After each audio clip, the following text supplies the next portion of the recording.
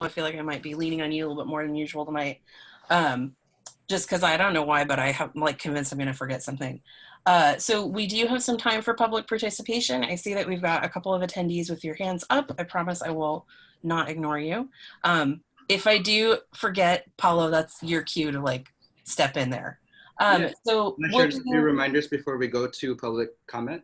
Yeah, for sure. I was going to do just a quick rundown of our broad agenda. So we'll do public participation, reminder that there's a 2-minute limit per person. We've got 10 minutes for that overall in the agenda. We'll do liaison updates. We're hoping to go through that fairly quickly because we want to, as always, leave time for the meat of our work tonight, which is this inquiry process with BPD. We'll be doing a check-in at the beginning of that Anjabeen's going to be leading. Our topic tonight is data transparency and communications, and we will, and then we're going to wrap up around 8:30. Our first item is minutes approval. Paolo, did you want to do any reminders before we do minutes approval? Yeah, sure. You cut out just a little bit. I wasn't sure if it was mentioned already, but we are recording. We have Miles with the city also just supporting here today, just making sure logistically everything works out on Zoom. So much thanks to Miles and Francisca and the neighborhood program. You see Francisca's face, but it's Miles back there. And yeah, that was the only thing I had for before public comment or before minutes approval. Okay, perfect. And so for minutes approval, Paolo, you said that you wanted to lead that as well. That's right. You kick it right back to me. So folks, as a reminder, we have July and June, the minutes from July and June to approve. And so I sent to you both pretty recently, so that's a reminder. The additions for the June minutes, I spoke to the individual who had some additions to make, and I think we're fine there. And so I'll leave it to y'all if there's a motion to approve the June minutes. Can I move to approve them? I would like to move to approve the June minutes. Okay. Spencer, was that a hand for a question or was that a second? Thumbs up. I'm going to assume that's a second. Okay. Can I get a nodding of heads or a thumbs up from our panelists if we feel good about the June minutes? Were there any corrections or additions to the June minutes? Now I have to look at them again. Our June minutes, Tag's last name is spelled wrong. Okay. But I feel like we can fix that pretty easily. Then are we all right to move on to July minutes, Paolo? Mm-hmm. Okay.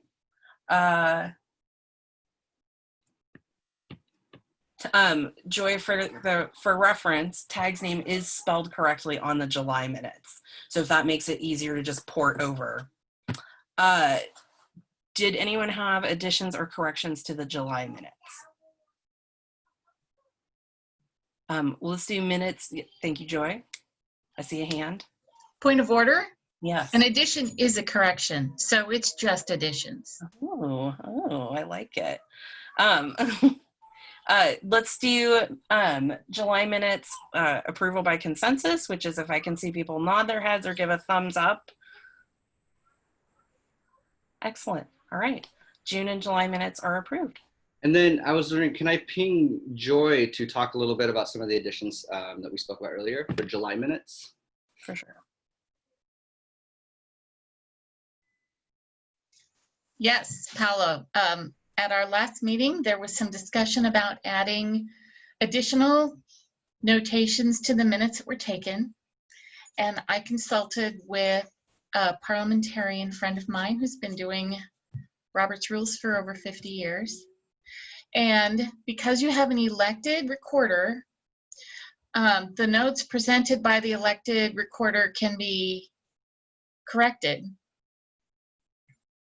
But if you wanted to adopt someone else's notes, that can be added as a special addendum by this committee. But the presented notes taken by the elected recorder can't then have someone else's notes put into them. They can be added after as an addendum. Did that make sense? Yes? No? Questions?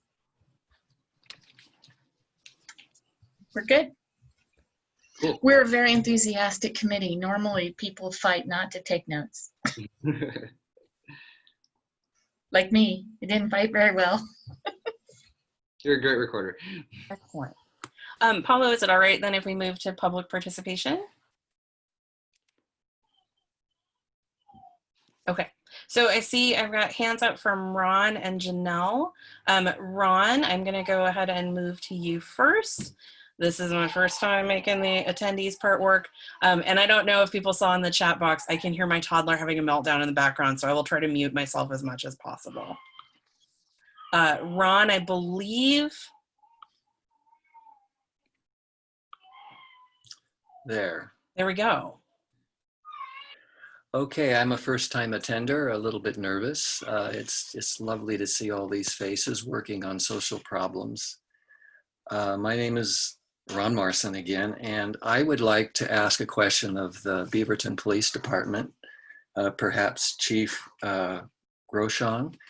Is there some type of a listening program where interested community people can team up with a person on the police force who would just like to cross the great listening divide where people on opposite sides of an issue can get to know each other and bump up against each other and see each other as human beings? I'm a really good listener, so I would like to adopt a cop, and I would like a cop to adopt me, where I can understand, I can certainly imagine the problems that a police person would have in dealing with today's issues.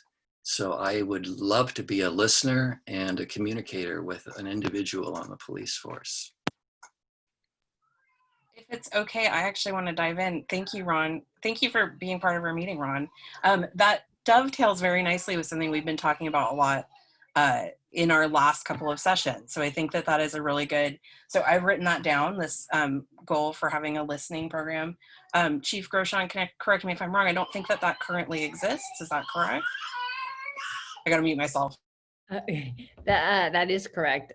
Something like that does not exist. I don't know how you guys want to handle this. I can, if Ron doesn't object, I can get his information and go one-on-one with him and talk more about that, or and let me think about that and respond, because it doesn't exist. I've never thought about that.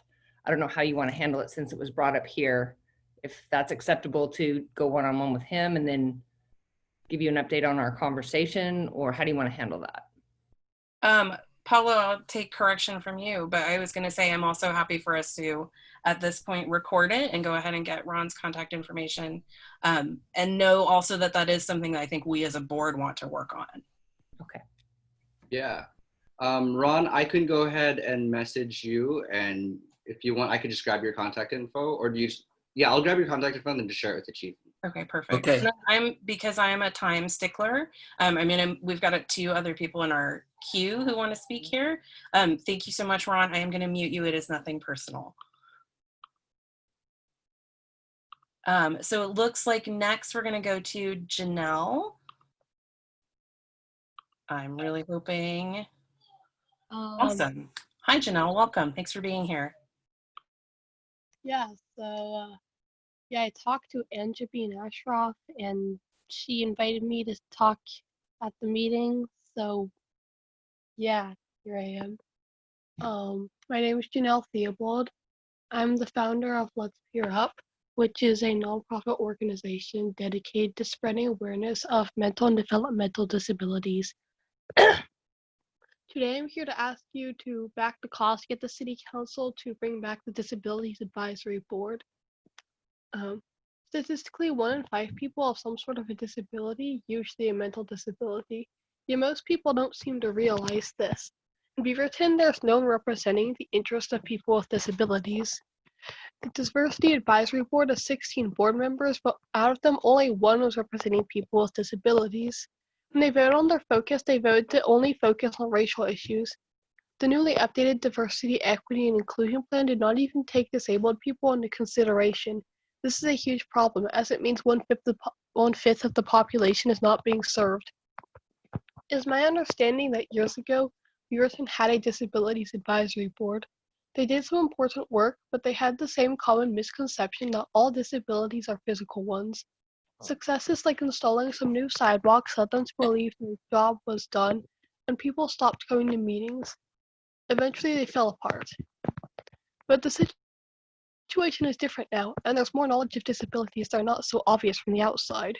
If I'm correct, the Human Rights Advisory Commission has already realized that people with disabilities are being underserved, and people are starting to ask the City Council to redirect funding to serve these people. So now is the right time to strike.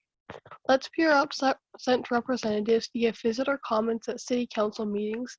Now we want to get the City Council to discuss this at one of their meetings, but we need more support in order to accomplish this.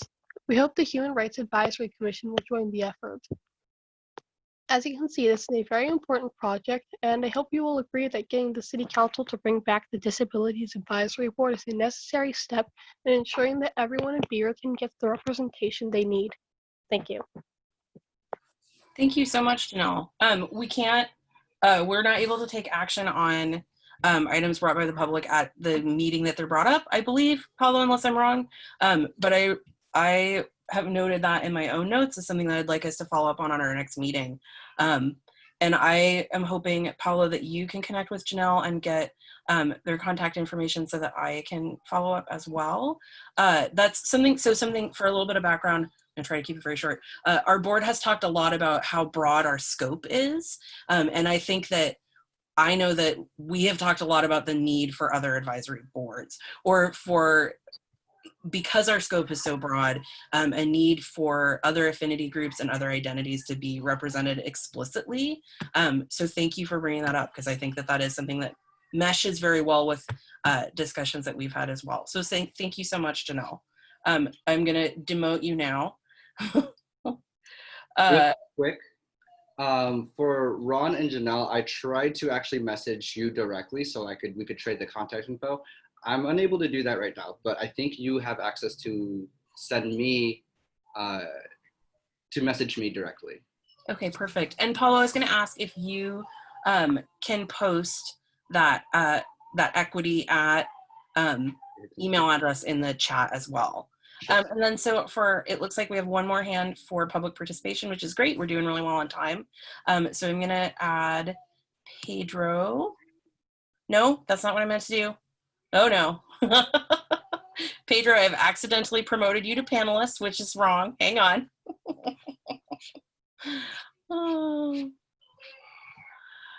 Allowed to talk. There we go. That's the button I'm looking for. There we go. Welcome. Thank you so much, Pedro. Yeah, thank you. This is my first time. I'm a little nervous too. My question, I know it probably won't be able to get answered today, but it's regarding the 1033 program, which puts military grade equipment and connects it to local police departments. So I'm curious to learn more about how much our police department with the Beaverton Police in Washington County has benefited by the 1033 program. I know there's the Oregon State contact is Donald Tesdall. He's a 1033 program state coordinator. So I wonder if we could get more information on what we've benefited with surveillance technology, munitions, personnel training, and how we benefited by the National 1033 program. And that's it. Thank you, Pedro. Would that be potentially a question for Chief Groshong? And I guess my follow-up question would be then, my suspicion is that it's probably a longer answer than we will have time for. So my request is, Chief Groshong, if you have a 30-second answer to that, that would be awesome. And then maybe let's follow up on that as well. And this is Dori. I was going to leap in. Chief, did you need to hear that again? Because I saw you having the same problem I was having. So, well, I got 1033 and program, but that's about it. Thank you. Yeah, I can repeat that. So the 1033 program is a national program that puts excess military equipment and technology and funnels it into local police departments. So I'm curious to see how our police department has benefited by this program. We have a state representative or like logistics person by the DLA. His name is Donald Tesdall. He's the 1033 program state coordinator. And yeah, I think he might be like the person that would know more about like how the Beaverton Police Department's benefited from this. But yeah, I'm just curious about like what surveillance technology the Beaverton Police Department has access to, and crowd control munitions, similar to like what we've seen in Portland, or like personnel training and things of that nature. Okay, that was much better. Thank you. Yeah, thank you. So the short answer is that the 1033 program, believe it was 2016, where they came out and offered military type equipment to law enforcement agencies, and the Beaverton Police Department declined anything the military had to offer. We did not accept anything. We didn't participate in the program. That's good background information. Awesome, thank you. Thank you so much, Pedro. Is it all right if I kick you back over to attendees? Did that get you enough of an answer? Yeah, I'm just also curious about like surveillance technology as well. But yeah, I understand that these things might take some time to report back on. Awesome. But yeah, thank you, Chief. You're welcome. Thank you. Okay, thank you so much. That was great. I hope other people are as excited as I am that we have some public participation. We would be moving now into liaison updates. I want to take advantage of this moment and add that I've thought about this a lot leading into this meeting. I want us to take a second to acknowledge what I think is the elephant in the room, which is what's happening in Portland right now, like right next door to us. And I don't, in any capacity, Chief Groshong, I don't expect you to have any, I don't want this to turn into a session where we ask you to answer for Portland Police Bureau's choices. But I do want us to take a second as a group to just acknowledge that this is happening, and that the work we are doing tonight feels even more pressing than it did a month ago. And while I want to take a second to acknowledge that that is real and that's happening, I also want to make sure that we keep our focus on Beaverton Police specifically.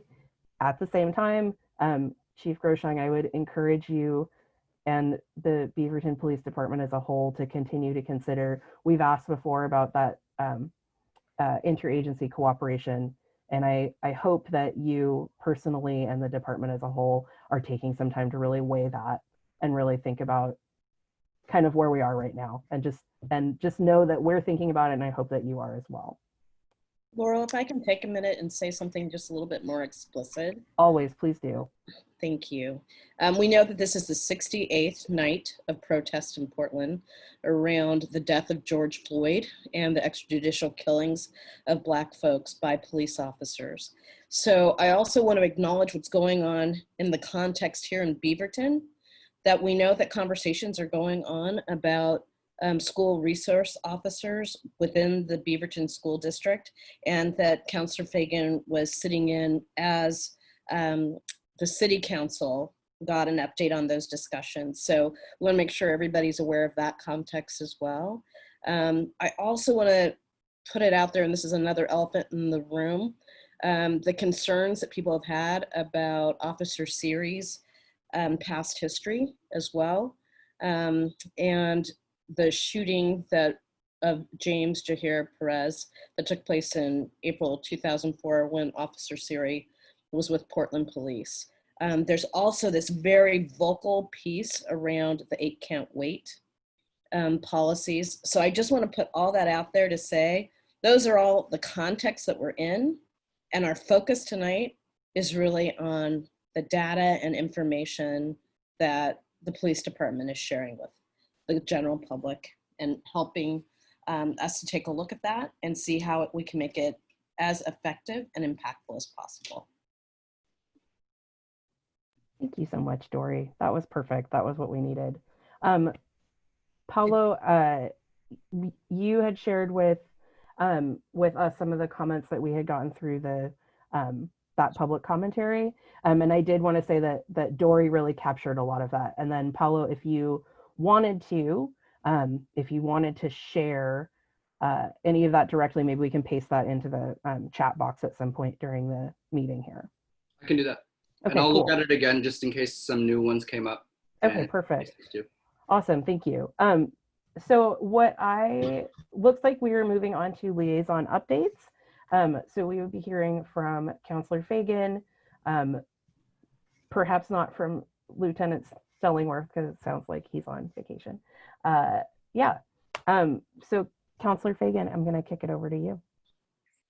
Awesome. Everyone hear me all right? Cool. So I talked with Paolo yesterday, I guess it was, even though it seems like 2 weeks ago. And we went over a couple things that I was thinking that we'd do as updates, and I'll try and be quick, but nothing is happening quick for me these days.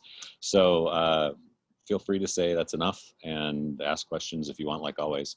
So council, as you mentioned, is going through what we can control, which is asking the police chief to come and talk to us about topics.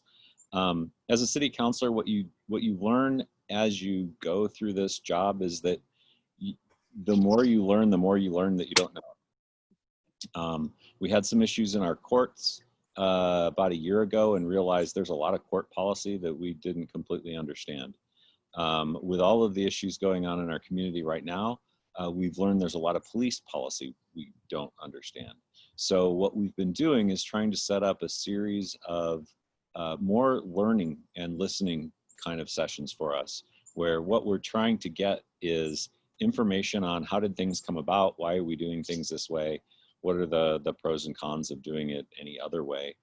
So as Dori mentioned, we did a listening session, or a work session to be official about it, last week on SROs. And a lot of it was informational background on what do SROs do, how do they get selected, how do they work with the schools. And in our situation, it's a little different than most school districts. In Beaverton, the city of Beaverton pays for the officers that serve as SROs, and the school district doesn't have to fund that. So it helps the school district out a lot. They're very appreciative, and they tell us that when we talk to them about it. And that program is there to serve the schools. So we had that one last week. This week we did a work session on hiring and training. So if you're interested in those topics, you can go to the Granicus site on our city website, and you can click just to that topic, and it will start the video right where we start talking about it. It was a good session. I appreciate the chief and the officers that stayed up till 20 after 11 with us to get through our meeting. But yeah, it made this morning's work a little difficult. But it's good. And what I can tell you is that the council is learning a lot about how policy was developed and what it is and why they do it the way they do it. So that's going to be ongoing. The next thing that we've been asked about regularly is when are we going to do listening sessions with the community? How's it going to work? How's it going to come together? And it's a little, well, it's more than a little disappointing. And I think if you listen to council comments, not that I expect you to watch a 4.5 hour or 5.5 hour or whatever it was meeting, but I personally, as a counselor, am frustrated with the administration and the way we have gone out to the public about what we're doing and what we're talking about. So we've been talking about trying to get something together for a listening session since June. And we don't have any power. The way our government is formed in the city of Beaverton is the mayor controls all of the staff and basically all of the decision making, and the council helps sets policy in the budget. But where we're at right now is that there is a consultant that is a person who has worked in government before. If everything goes well, we will move forward with a series of sessions. This person, and I don't know her name, I know she's a person of color, I know she's done equity work before, is going to start by coming into our community and talking with smaller groups of people of color to start piecing together what do we need to hear and how do we need to hear it to be most effective. And that's going to take place. We were hoping to get started, I think it was supposed to be next week, but there was a family emergency for her, and so it's going to be delayed by like 2 weeks. But that is ongoing. It's something council's requested, and I think it's going to move forward, which is what we all hope. So that's happening.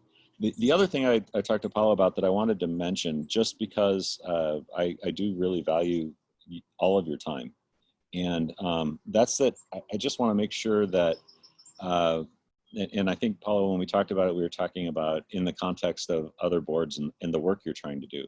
So the work, if you go forward with the work plan that you have, is 6 months of work. And at the end of your session last month, you know, we went through what does success look like. And my concern was that there were some really high expectations of what success looks like, which I have no problem with. I think that's wonderful to have high expectations. What my concern is that I don't want you to be disappointed if it doesn't go as smoothly or exactly the way that you guys put it together. And I've seen it happen on other boards, and I've seen it shake other boards, and I've seen it shake other boards for like a couple of years. This is really important work, and this is a really important time. And I want you to understand that I do appreciate the work that you're doing. I do think that there are some things that we need to look at and get done. I just want you to understand that I'm concerned that if it doesn't go exactly the way you want it to, that you guys are going to feel like you spent a lot of time doing something and are disappointed with it. And I don't want that to happen. So I just want you to know I've seen it. I don't want it to happen because I want you guys to hold together and continue to do the work that you're doing. And I can stop there and answer any questions you guys have on pretty much any topic, even stuff like water. Thanks, Councilor Fagin. As a quick note, we specifically ended with the question, what would success look like in an ideal world? And we were very much recognizing that it was idealistic. Also, just a procedural note from me, I'd prefer it if you did not use guys as a gender neutral term. Thank you. Sorry. Were there any questions for Councilor Fagin? I have a question for you that may be longer than we have time for. I'm curious what type of commentary you're hearing from the public about 8 Can't Wait. I know that discussion has been raised, but I didn't know if it's achieved any sort of resolution. I think for me, the issue with 8 Can't Wait is that it's a modification of what the original studies were done as far as police policy. And so I talked a little bit about this last night. I think Paula and I talked a little bit about it as well, that when you're forming policy, for me, it goes back to when I was on Planning Commission. And that is that when you're looking at a project or any policy, but in this case, a project. So sorry, hang on, I'm gonna interrupt you. Actually, I'm curious what the public commentary has been on that. Oh, we've had both sides of it. People saying, as a minimum, get it done now, and other people saying we don't need to do it. Some of it comes through as like a cut and pasted copy, and so you get multiples of that. Others come through as a written statement from an individual, but pro con. We get a fairly little mixed. And yeah. what is the timeline on that at this point? On which? If there is one. Yeah, I don't think there is a timeline on it. I think that's what council is working through with learning how we developed policy. And with the listening sessions, we're going to learn what things we need to put in and what things we need to put forward and what priority we need to put on it. Great, thank you. Mm-hmm. Then if it's all right, next on our agenda, we've got BPD updates. So let's kick over to Chief Groshong. If you have updates. Thanks. Paolo, did Lieutenant Stellingwerf send you anything I thought he did. Lieutenant Okay, excellent. Stellingwerf sent me updates as well as Annala, and I sent them to everybody. Oh, Okay. shoot. Okay, I guess I have that then. If it's I didn't. I thought I did, right? You did. Sorry, I knew that we were missing two, and Okay. for some reason I thought we were missing BPD, but I see that we were missing council and city. So, But actually, Captain Smith has something he would like to say for updates. I can just recap what's on there. I think the key issues were that we celebrated a couple retirements. Can you guys hear me? Yeah, we celebrated a couple retirements. Two of our long-term officers, both with I think close to 30 years experience. One who started his career here and one who started his career elsewhere, but spent most of the time here at Beaverton Police Department. They retired just last week. So about 60 cumulative years of experience walked out the door last week. Happy for them, but sad to see that kind of experience go. Of course, we are always hiring, and we are looking for applicants. And when our application cycle opens up, we would encourage anyone who has an interest in law enforcement to apply. And so hiring is a continuing process, and we're always looking for qualified candidates. I think the other thing that was on there was just basically a regret that we haven't been able to participate like we normally would this time of year. By this time of year, we would have already been in multiple picnics and multiple functions and had countless opportunities to go face-to-face with the community and share ideas and hear concerns and do a lot of what Ron, I think, was wondering if we could do. And so we do have a National Night Out still slated for October, but that's probably the only activity that we have actually scheduled, and that's tentative. And the other thing we're still working on is a safe way to do our coffee with the cop, which we found to be one of our most successful ways of taking a moment and sitting down with people or standing 6 feet apart, whatever it takes, to answer questions and to share information. Again, another super popular thing we've already would have done countless of them this year, but we can't do it because of the pandemic. So it's really challenging to figure out ways to do that. I will say, for Ron's benefit, that on several occasions I have answered my phone and gotten to know people on the phone and ended up having coffee with people one-on-one. And matter of fact, I just did it Tuesday morning with a woman I met at the DAB. She's a caller, just like you, Ron, called in, asked some questions that would have taken me too long to answer in a DAB conversation. So I invited her to call me. She called me. We ended up having coffee. We spent almost 2 hours at the coffee shop on Tuesday and had a wonderful conversation. And so it happens organically and informally. And Ron, if you want to call, you're welcome to do that. And but I like your adopt a cop. We might have to talk about stealing that and coming up with something more formal. So thanks for that. And that's really about a quick update for us, and look forward to our conversation a little later on. Thank you so much. Any questions just on that very broad general update? Then we also would have a city update and then our MYAB liaison update, but unless I am wildly wrong, it looks like Annala's not here. And Paolo, you had sent out her update to us already, so we'll go ahead and leave that out just for the interest of time. Yeah. And then if you could do the city update, that would be great. Sure. So one leap in. I believe your district has decided that Beaverton School District has decided to go completely remote. Am I right? To begin? Yes. Oh yeah, that is a good. So Annala had that was still up in the air. So Beaverton schools officially will be fully remote until mid-November. Everything else after that point is mythical. So Beaverton schools have committed to being fully remote until mid-November, and the less I say about that, the better, because yes. And that sounds actually really grumpy of me, but what I really mean is I'm actually really happy that they made that decision. And I think that there are some huge, and this will derail us, but there are some huge equity concerns around remote learning. And I really hope that the district is going to actually do the work to address that. It was the right decision. I don't think anybody is happy about it, if that makes sense, right? I think that it's really a bummer that that's where we are. But yes, classes will be remote until mid-November. I don't know what the timeline is for checking in on that after that, but that was something that Annala had mentioned. Thanks, Dori. So I could go next. Thank you. I spoke to Annala this morning. She had a surprise from her parents to go to the cabin, family cabin. I said, you know what? You should probably do that instead of going to this HRAC meeting. So she was going to try to call from, I think, the mountain or wherever she was. And I said, don't even worry about it. But yeah, thank you for that update. I'll make my updates really quick. Yeah, city buildings are still closed.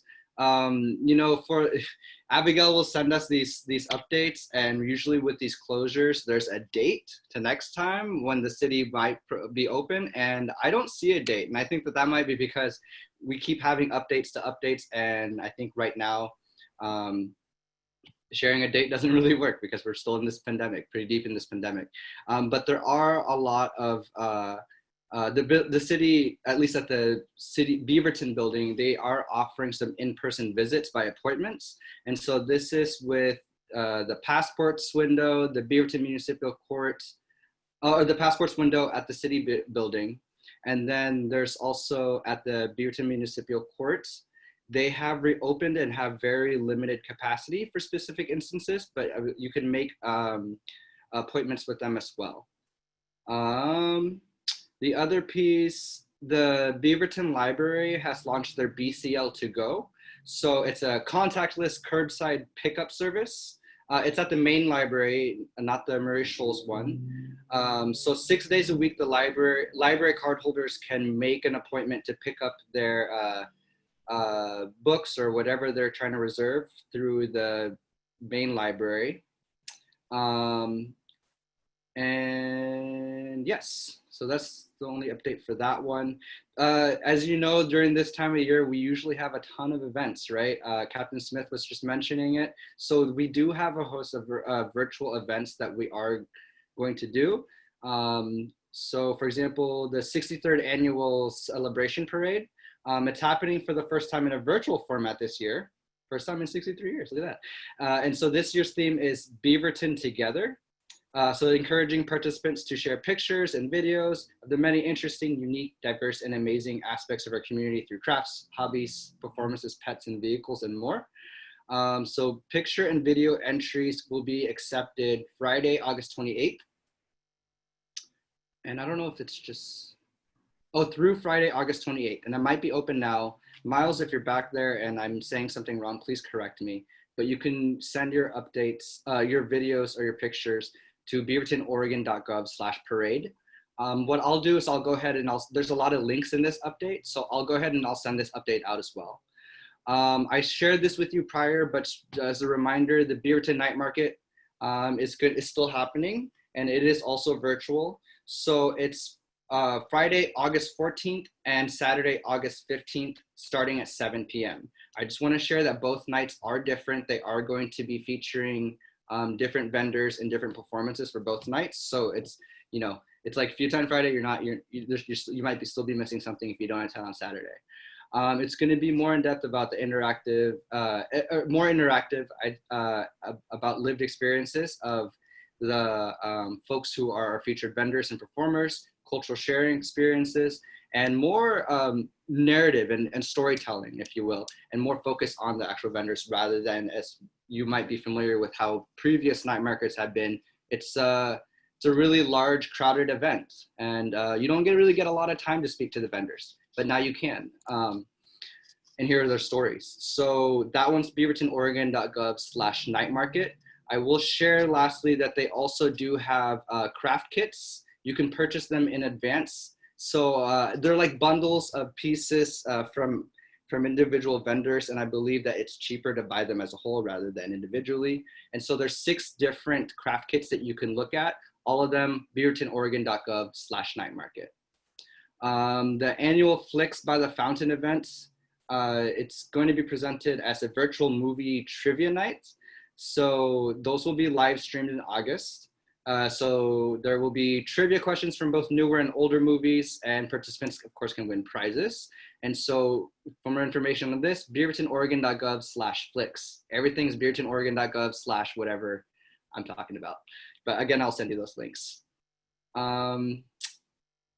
That's all I have for the city update. I was doing a lot of copy pasting of stuff while Councilor Fagin was talking, so he may have mentioned this already, but I do want to say that in the last couple weeks, council and the police department, they've been having focused discussions on, last night, for example, was training and recruitment, I believe.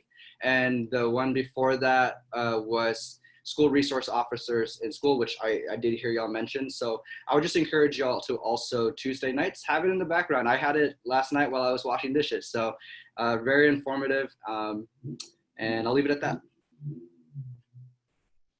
Excellent. Thank you so much. Any questions for Paolo?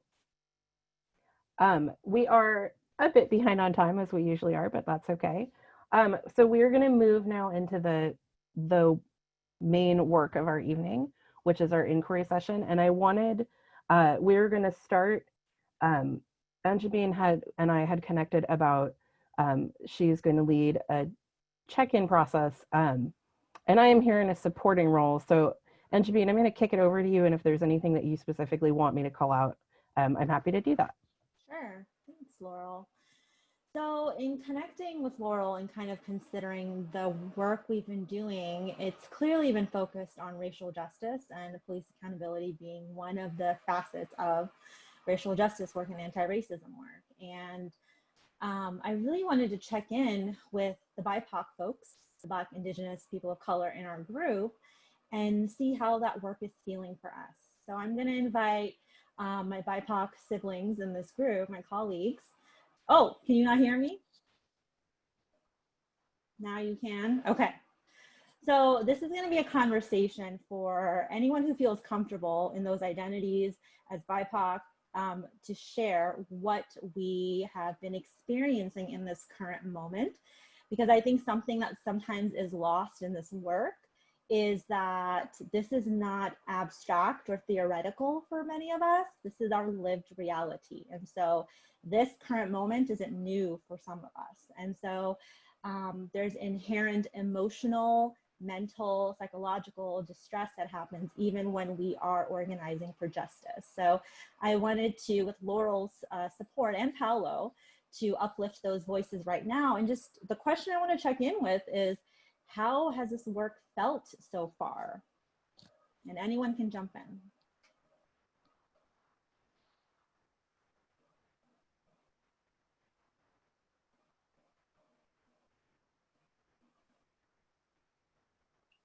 Anjabeen, this is Dori.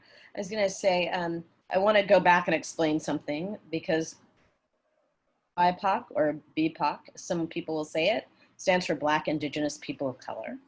And that phrase in itself, that language has meaning, because what it's doing is it's pulling out the experiences of Black Americans and Indigenous Americans. And it's really referring to the racial hierarchy that exists in our country.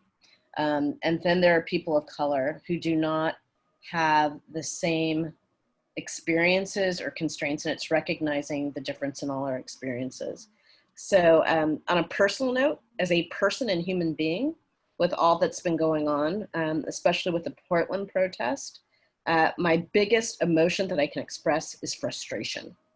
And my frustration goes to the fact that it's frustration while simultaneously holding some appreciation.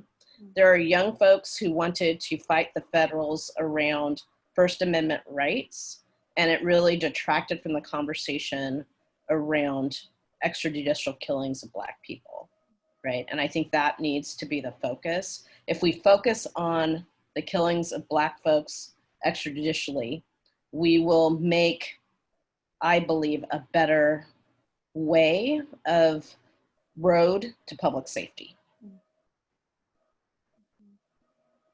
Yeah, thank you, Dori, for elucidating more what I meant by BIPOC, and that you're absolutely right.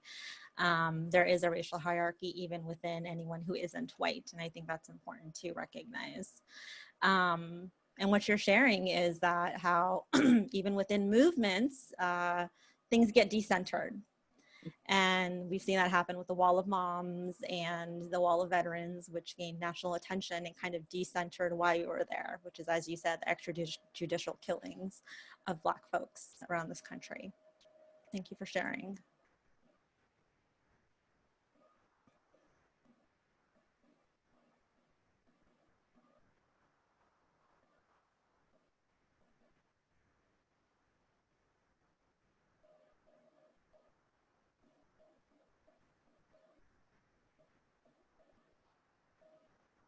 Yeah, I'm glad you said that, Laurel. I just want to read that out loud, that the goal here right now is to hold some space for BIPOC folks. But if you don't feel comfortable, because this is a public meeting, it's being recorded, that's totally okay. There's no pressure. You can connect with any one of us after. But Mercy, I did see your hand go up. You're still muted, Mercy. Yeah. Am I muted? Yes, we can hear you. Well, it's just the frustration about when you hear someone say destruction and they forget to know how we got here. I think that's kind of frustrating me a lot. Because I think they should have seen this coming for a very long time. And for those people that want to erase the purpose, just like Dora said, for me, I don't really agree with it, because I still want the focus to be on the unnecessary killing and the unhuman treatment of Black people. I don't want it to be on property destruction and that destruction. And that's the part that really destroyed me in this entire process that we are going through. Yeah. Yeah, thank you for sharing, Mercy. Just that sense of we're focusing on the wrong thing maybe, and we keep decentering what needs to be centered. Yeah. Thank you.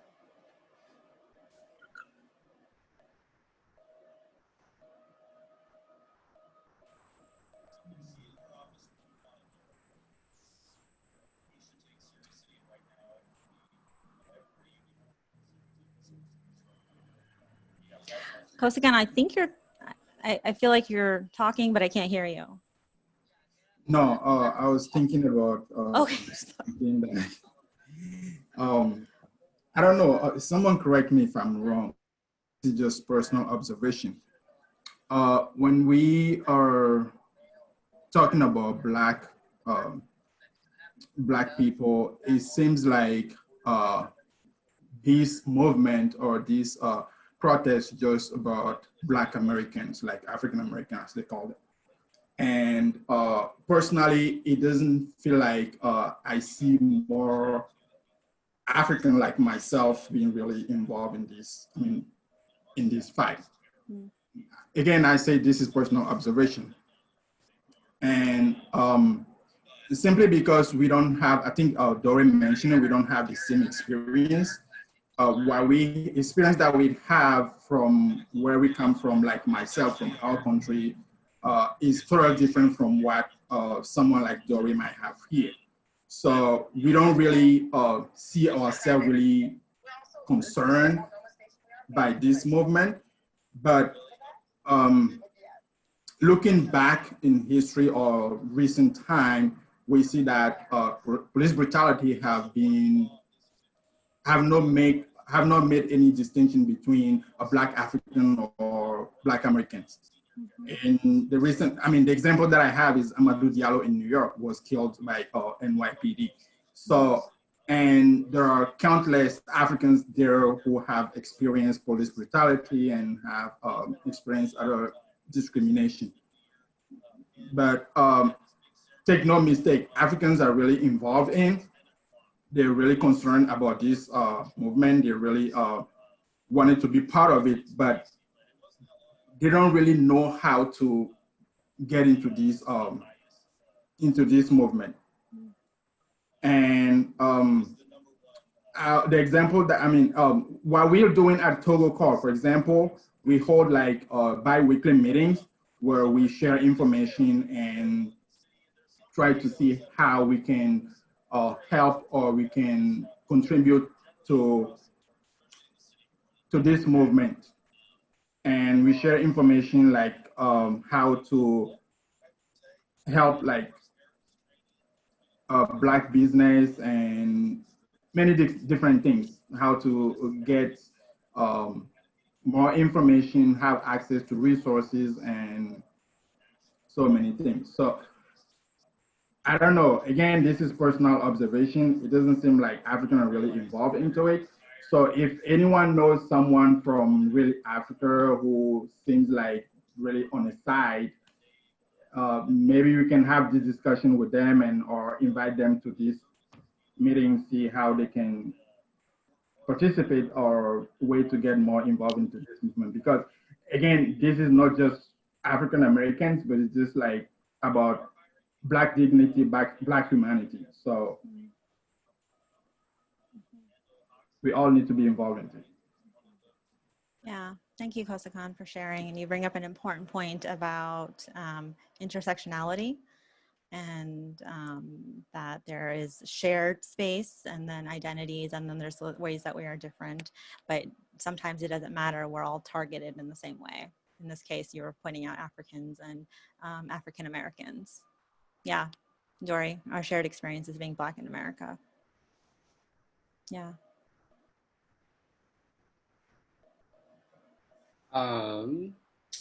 Maybe I don't know if this will be helpful, but I just maybe share with the group, you know, as your staff liaison, I have had and have many opportunities to speak with all of you individually outside of these spaces when we do our check-ins or calling after a meeting, you know, and I'm sure I'll have more tomorrow, and I'm looking forward to them. I just want to be helpful. Maybe it's helpful in this conversation to just share a few of the concerns that have come up before, and one of the reasons why we're bringing up this question. And thank you, Anjabeen, for leading this piece too. And that's what I've heard. Some of the things I hear is for BIPOC folks of coming into these spaces. Sometimes they leave exhausted because it feels almost like an educational series where they feel obligated to educate white folks in this spaces about their experience, and it's a lot of focus on them and their experience, and then now they have to become the expert on all BIPOC's experience, all Black people's experience, and so I don't have any solutions or anything right now that I'm trying to propose or anything, but I just wanted to share that feedback with the group. And that's where some of this is stemming from. Yeah, thank you, Paolo. And I don't know how much time we have left, but I think I would really, Laurel? I was going to say we're over time, but for other reasons. So time is just a construct. Okay. That's a Paolo question. He's actually better, I think, at the timing than I am. That's funny. Well, I think an important question to piggyback off of what Paolo is saying and what's been shared with him is that how has doing this work in this group felt for our BIPOC colleagues, if you're comfortable sharing?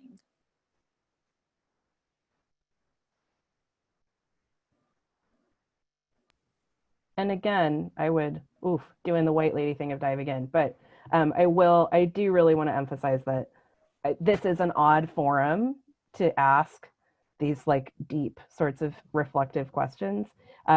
And so I want to encourage you to not feel like this is your only opportunity to give some feedback on how this is feeling. I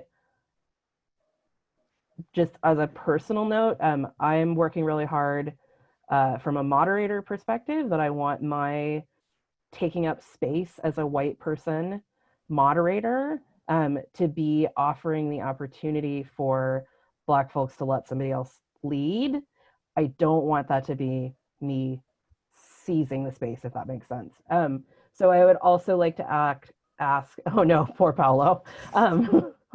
I just wanted to throw out, please feel free to give me some feedback personally. Please continue to reach out to Paolo. If things are not working for you, I really want to know just from a moderator perspective. If things are working for you, I want to know from a moderator perspective. So I just wanted to open that out in addition to holding this space here with all of us together. I'm happy to have these conversations one-on-one as well. Anjabeen, if it's all right with you, I would like to move us to our next agenda item. Could I get sort of a like straw poll from the room? Do people feel okay with, and I'll just be explicit, I'm really looking at our BIPOC members, like, we've held some space. I wish we could hold all the space. I think if it's okay with everyone, I'd like us to move to our next agenda item.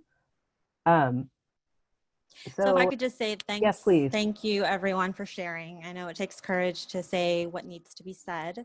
And I hope that honestly this conversation continues, because I think even if we weren't doing police accountability work, even if this wasn't a current moment of racial justice reckoning, this work still needs to be done, because these dynamics, this experience still exists for BIPOC folks. So thank you for sharing, and thanks Laurel for standing with us as an accomplice, holding space. That was really well said. Thank you, Anjabeen, that even if this were not, I'm happy that we're doing it in this moment, and even if we weren't, we would need to do it. Our next agenda item is our session topic for tonight is data transparency and communications. I'm trying to be real sophisticated. I have 2 screens going right now, like I feel like NASA, which is why I keep looking over here. So we were going to start with some reflections from Chief Groshong. If you are ready, Chief Groshong, I would love to turn it over to you. Thank you. These last couple months have been a real big change in my life, both personally and professionally. It's, you know, I've known policing one way for 25 years, and it's changing in a major way, which is a good thing.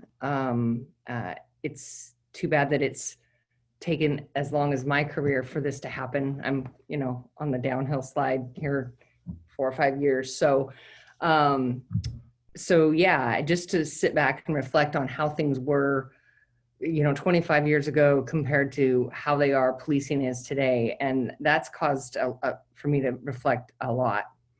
I would also like to, you know, thinking about the events nationally and how that, reflecting on how that affects our community here in Beaverton. And I think it was Laurel or Dori, I'm sorry if I have it wrong, but really hit home the point to me.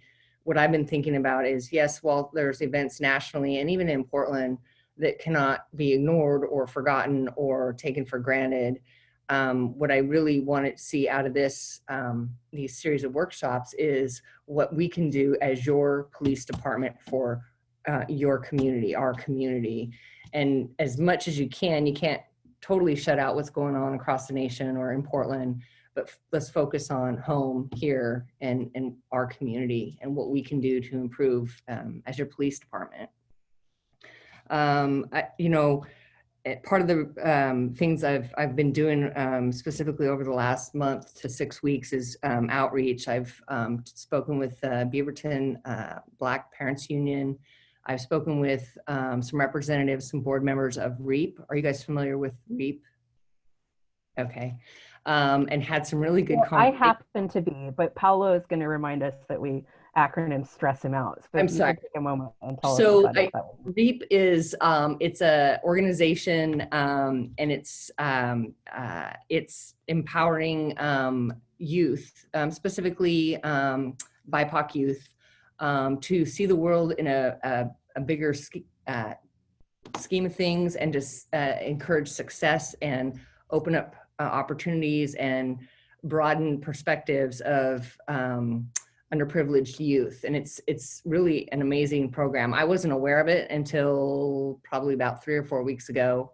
Yeah, 3 or 4 weeks ago. And it's an amazing group. In fact, one of our department heads sits on the board, and that's how I got connected. And so I reached out and asked for a meeting, and they were kind enough to meet with me, and really opened my eyes to some of the struggles that youth go through, and that as a youth and even as an adult that I take for granted, that I don't think about. And so I've asked for their help.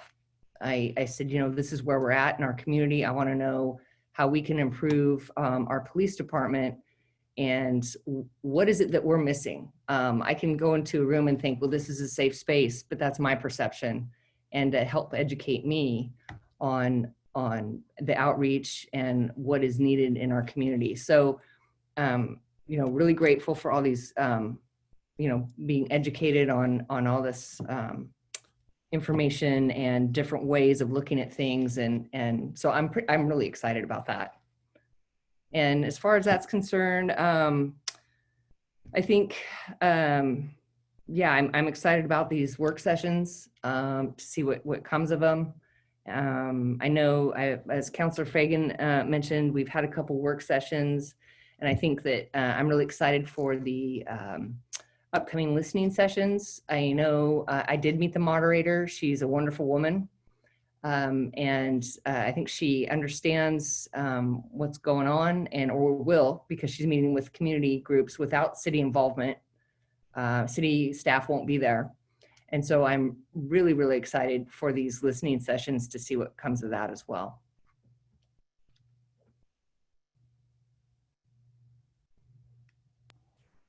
Thank you so much. Thank you. Do we have any, nope, I think it's better to move into the next bit.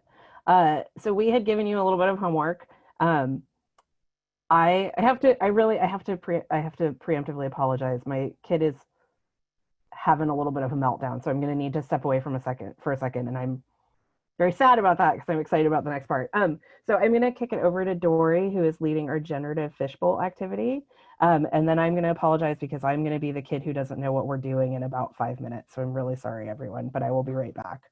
No worries. No worries. Thank you, Chief Groshong, for sharing your thinking and what you've been reflecting about.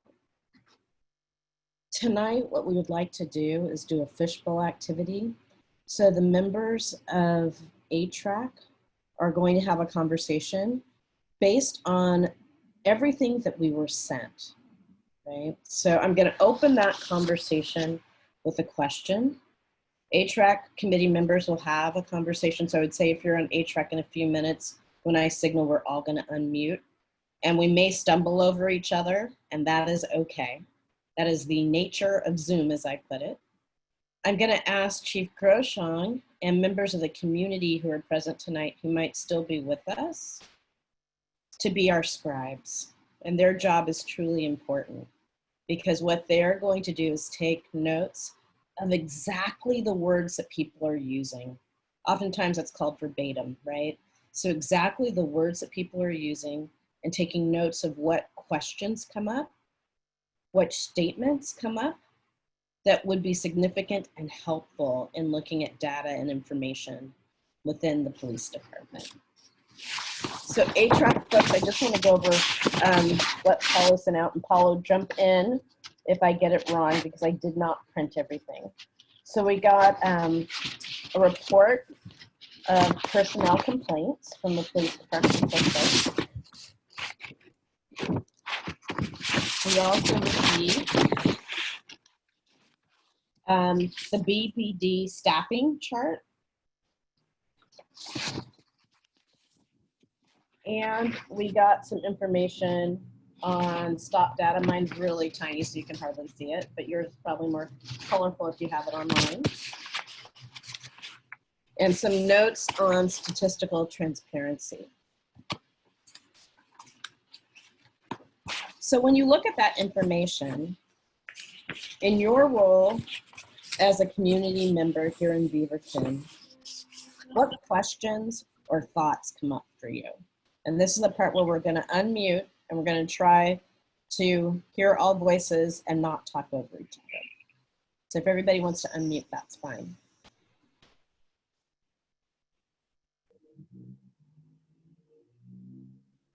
Let's see. Paolo, I'm not a host, so I can't see if people have hands raised. So if you could do that for me, that would be great. Right. So no hands raised right now. One question, Dori, did you also want to have, so there was the handouts, but then in additional to the homework was for folks to try to navigate through the website. Yes. I think some of it before was like searching for the budget, finding the use of force policy, what things are accessible, what things maybe were like, wait, I thought this was open to the public, where is it? Which has come up in the past. And then the what I'm going to do, I'm going to put some things into the chat just to remind us what the questions are. cool. And I am okay with silence, so I'm going to say that. So I'm going to ask that everybody else be okay with silence a little bit too, because that's the nature of Zoom, right? That call and response is sometimes a little bit slower. That's why I was saying, if you want to unmute your mics and just talk, that's fine. Yeah. The last thing I'll share in addition to that too was also we were encouraging folks to, if you engage folks in the community who you talk to, what questions or perceptions have you collected about BPD? And this would be a space to share that as well. So I will mute myself.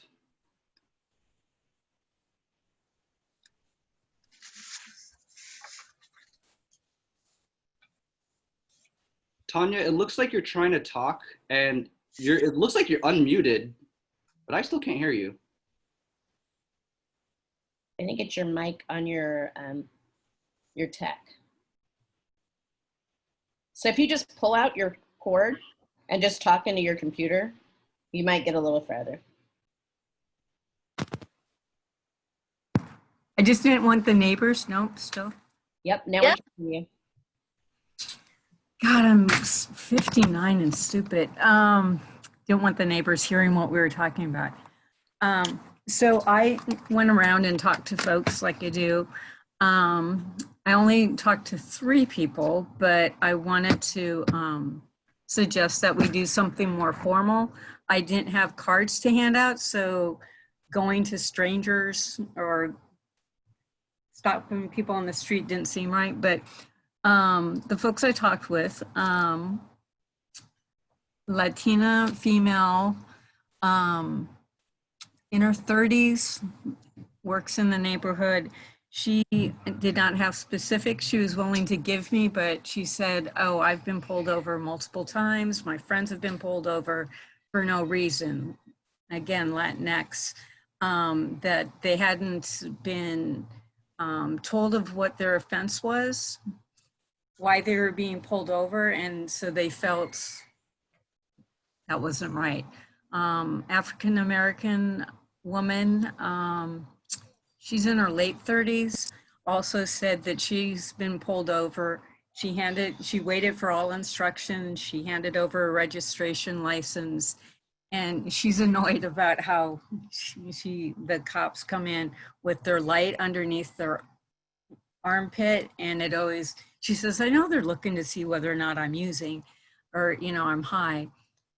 That was her biggest complaint, it seemed, but she feels that she has been pulled over for no reason. And then the third person I talked to was someone who lives next door, basically, to the homeless shelter. And he says that, or the winter weather, severe weather shelter. And his experience was that the cops were always good when they came in and dealt with those issues at the shelter. And let me see, what else did he say? He said he would like to, and this is a white male, he would like to understand more about how to handle himself when he is stopped. I want them to feel safe when they stop me. Yeah. And so he would like, just to clarify, Tanya, yeah, he would like police officers to feel safe when they stop him. Yeah. Mm-hmm. I didn't quite get that. But that's a lot. What's that? There's a lot to the premise of that. Yeah. Yeah. And this guy is, yeah, anyhow. Skinny white guy, but anyhow. That's, and I would really like it if I had more cards so I could look legit. No, really, I am. Yeah. Great. So, Tanya, thank you for reaching out to 3 people and having a conversation. And I'm going to say, everybody, it is okay if you unmute and there's even noise in the background, because it'll make the conversation flow more like a conversation in person. So if you want to unmute, that is fine, and we will hear your noise and be fine with it, trust me. So what else came up as you were looking at data, looking at the website, having conversations with folks? Dori? Yes, Jessica. Gotcha. As I was looking at data, I mean the staffing in charge and BPD, the question that I have was, how can, Chief Groshong, do you think you have enough staff to police Beaverton City with approximately 95,000 people?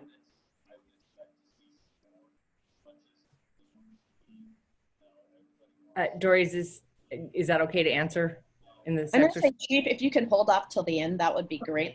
I'll write it down. Put the questions down. Thank you. So that question of staffing, did that come up, Kosikon, from the chart with the number of staff members? Yes, as I was looking at the chart, and how do you manage to do that?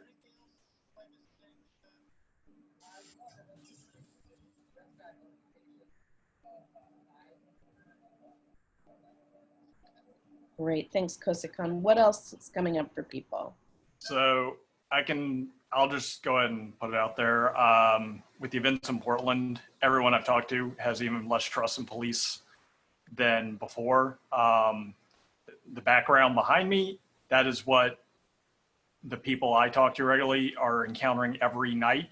Heavily, I mean, until the Stadies took over, which has been interesting, literally heavily militarized people aiming grenade launchers at them, anonymous people attacking them every night.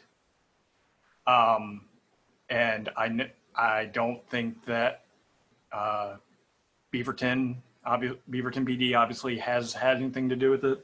As we discussed with Chief Groshong last time, BPD doesn't send support to PPB, but it is hard. I've talked to people from all around the city and the suburbs, and it is hard to separate any police officer at this point from that image, because they're wearing a badge that says police, and they are just shooting us with tear gas, impact munitions, and literally beating people in the streets. So, Cameron, I hear emotion in your voice. And I think that emotion is coming from a place of feeling as though police officers are representative of those same folks who are using the munitions in other spaces that are not Beaverton. Thank you for sharing. Yeah, and like I said, obviously we know that Beaverton PD is not participating in this and has no intention of this, but I'm just saying this is what I'm hearing, is that the trust for any officer, any law enforcement officer of any level, any type, it's down even more, because that's who we're seeing do this. If it's okay for me to piggyback on that, I was really struck in looking over these data. I just had this moment of profound dissonance, I think is the word I want, that thinking about the people who I know and love who are in the thick of it night after night, and the people who I know and love who have been in the thick of it long before this particular current moment, right? And looking at just this like real dry, that we can put numbers on things, and I say this all the time, that I'm a numbers nerd and I love numbers, but I think that I just kept finding myself thinking, like, these things don't, there's a disconnect there, that like I can look on the website of the Beaverton Police Department about how to file a complaint, but that's so different than the in the moment experience. And we as a board talked about that a little bit when we reviewed the stop data, that while it's true that the stop data suggests that overall the Beaverton Police Department actually has a pretty good record on bias as a whole, that obscures people's experiences, right? And so that's just where I kept coming back to is that what I hope, and that so sort of getting us back to like what can we do as a board. I think that is the piece that's missing, is the human piece. I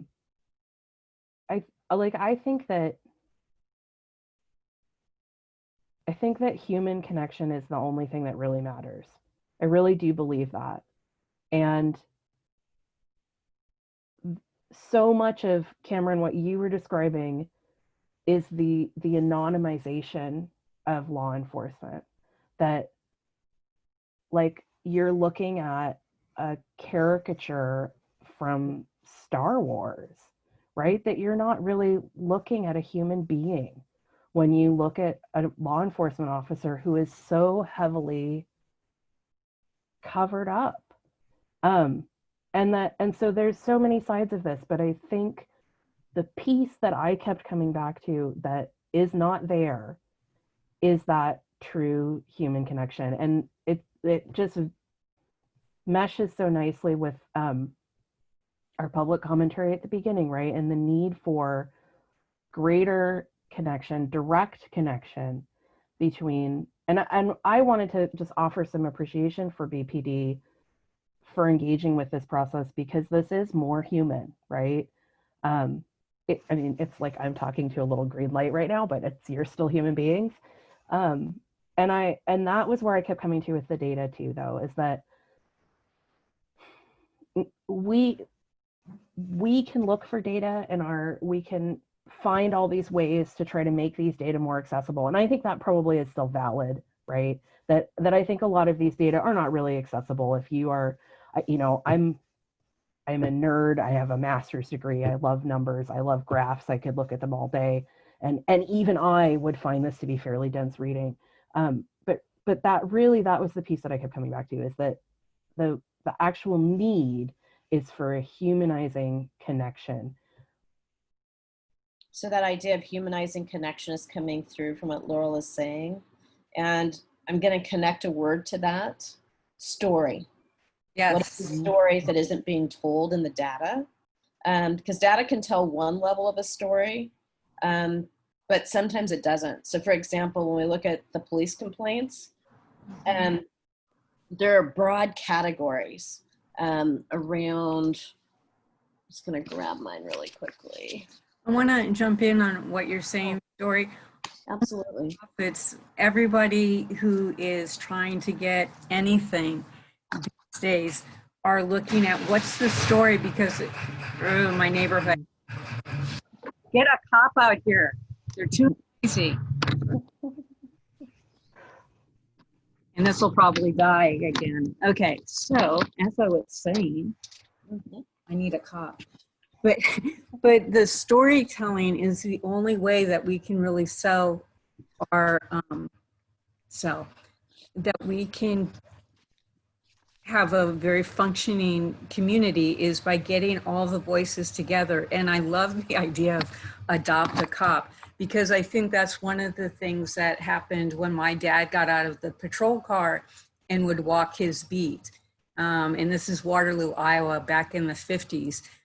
He had a call box, but that he got to know people and they got to know him and they got to trust him.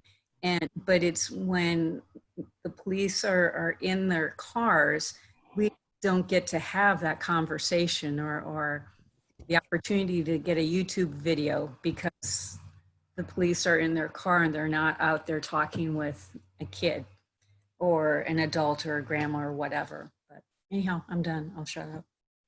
No, thank you. And I think that's where this came up for me on that summary analysis page, right? Where we have communication, conduct, disparate treatment, performance, procedure, property, safety. And there are all these beautiful numbers, right? They're all laid out and there's no use of force, right? And for me, the question becomes, well, what is disparate treatment? Was there a use of force involved with that disparate treatment and it got recorded as disparate treatment rather than use of force? What was the performance issue for the officers? And I know some of this is confidential because of human resources. But I wonder if there's a way to, in general, look at what's going on in the police department from an internal standpoint, right? As well as what would you want people to know about those stories to be more transparent to the public? Mm-hmm.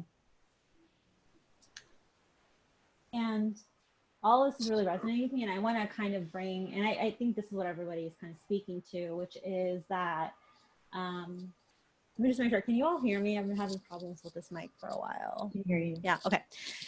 Awesome. So I think when I think of stories and I think of humanity, when I look at the numbers, because I noticed some interesting things in the numbers, which I'll go over in a bit.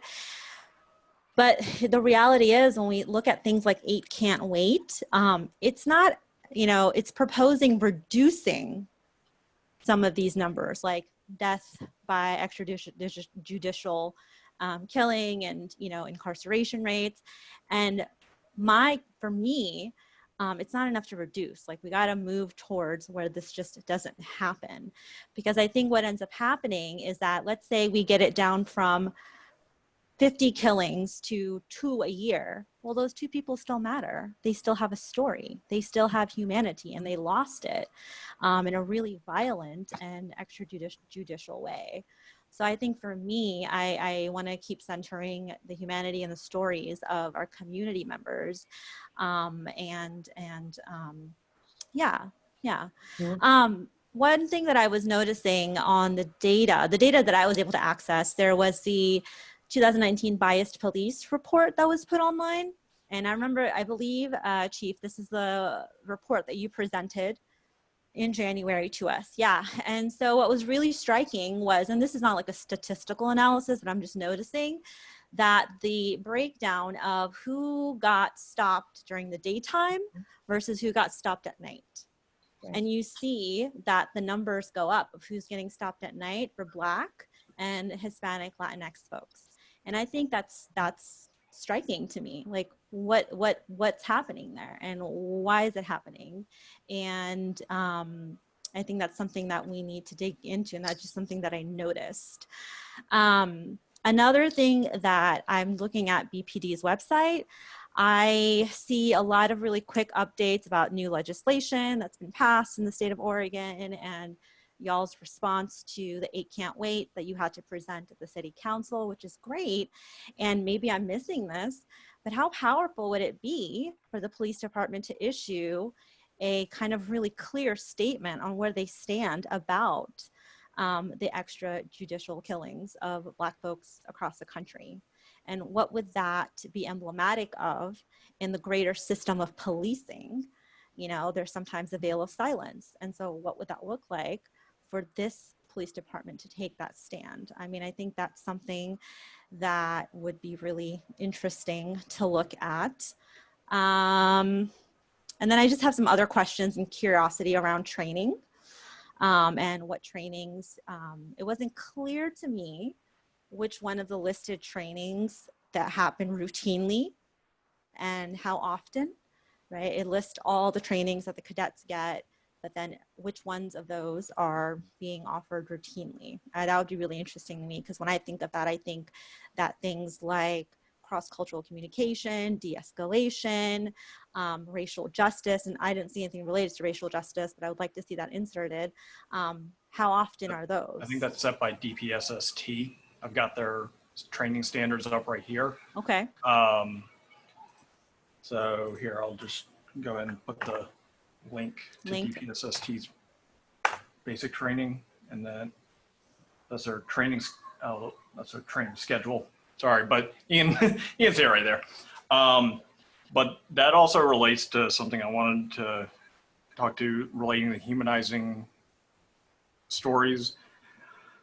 So obviously I don't have access to all of the training information, and I don't know how much is common between Beaverton and Portland, obviously, but some of Portland's training manuals that we have gotten access to, especially for the riot police, explicitly encourage dehumanization of protesters and anonymity for riot cops and literally treating people like they're not people. Like they are, it is a militarization manual, essentially. It tells the riot police to treat people as the enemy, not as citizens who are breaking the law or anything. Like it explicitly says the enemy.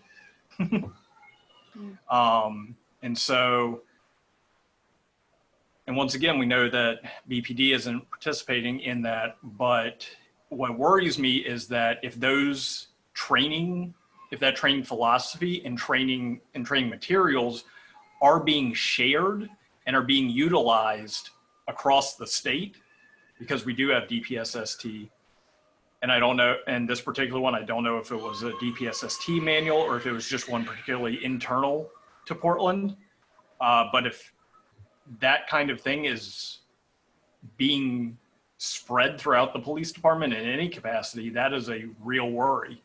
The idea that a police officer would ever be trained to explicitly see people in the street, not as people, but as the enemy. So whether or not we see people as human or the enemy. Yeah, I mean, what the underlying is, words are important.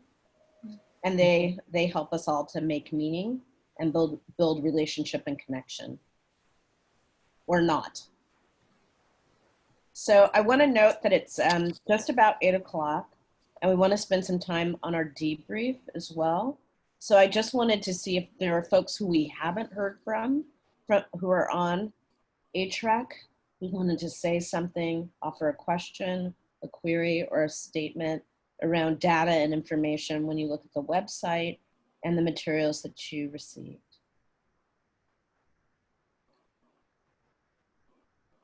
My fingers is up. So for my busy life, I went on the website and I was curious to know what was there. But one thing I was really focused on is the police camera, the body camera that they wear. And I was trying to really deep into who really managed the cameras after they have recorded. And I really want to know if they have an outside organization that monitor these cameras. But I realized that the same person that recorded the activities that took place, that person cannot edit that information, but he can make his note from that information. And I'm concerned about that because that body camera, when it was put on, I think it was meant to make things transparent a little bit. But if the same organization that puts it on manages the data of that recalling, I don't trust the outcome of it. So I was looking at whether someone outside of the police department was managing that. That was one thing I was focused on. But the next thing also is that I didn't have to go on the website to really do a lot of stuff because I don't have all the time that everyone have. I have so many other things to do. So that really impact human's life. Because this whole thing that we are talking about, people have been here before. We only need to talk about the story that everyone is measuring and behave like we are all human. A person that would take someone's life and go back home and sit on a dining table to eat dinner with a friend, with their family, while someone else, they just took a person's life. That person just need to reevaluate themselves if they are really a human. So some of this thing or the training or whatever, what do I do as a police person? What is my conscience? How do I supposed to really treat someone else? And if we can't humanize everything, we can talk all we can from now on. I don't think we're ever going to have a result because we as humans should have our own conscience on how we treat people. I didn't have to go anywhere far to talk to people. I spoke with my 2 kids. I spoke with their friends. And a lot of them graduated from Beaverton High School and Southwich High School. But many of them don't live in Beaverton anymore. They moved outside of Beaverton. And it's because they've been pulled over even in the police in their own apartment parking lot. And they feel that the Portland police have see them as human sometimes than the Beaverton police. So many of the youth that I know, they move outside of Beaverton just because the way they have been pulled over so many times without any reason. So that's just one thing to show me that there is an issue.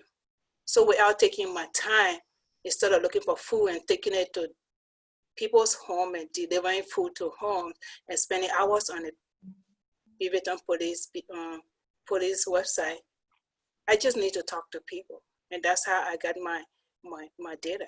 And from the youth that I talk to, Beaverton police haven't killed anyone here. But if they don't change what they do, they will sometimes kill someone. And that's how we see it. So we don't have the luxury to spend time on the website. We talk to people. And from what I hear from people, something needs to be done. So Mercy, reiterating what you're saying, I hear that you spoke with youth and youth who are youth of color. And so those are voices that should be centered in this conversation. So the youth of color have actually moved away from Beaverton because of concerns around being stopped by the police. In Beaverton, yes. So I think there's the question that's embedded in that is how are we hearing the voices of our youth who are BIPOC? Yeah, and they are BIPOC. Some of them are just Caucasian. The Caucasian, you know, they like, because you can say we're not from here, so we don't know all these terms. Me, I don't know all these terms. But they're not like purely African or even purely white. There are some half and half. And most of them move, biracial.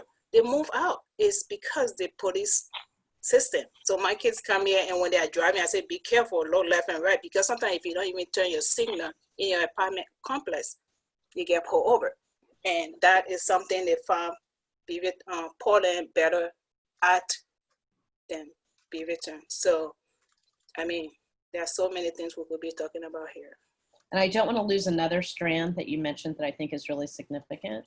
The idea of the ethics of the police officers and the value of human life. And to me, that kind of gets to this idea of, you know, what are the wellness things that we are doing to help officers be humane? So how are we ensuring that officers are they have a sense of wellness, they're mentally healthy, they're getting enough mental health support? And that was the other strand that I think I heard in some of what you were saying, Mercy. Right. Just because, like Kosi can say, we are too many in Beaverton, do you have enough police to really police the people in Beaverton?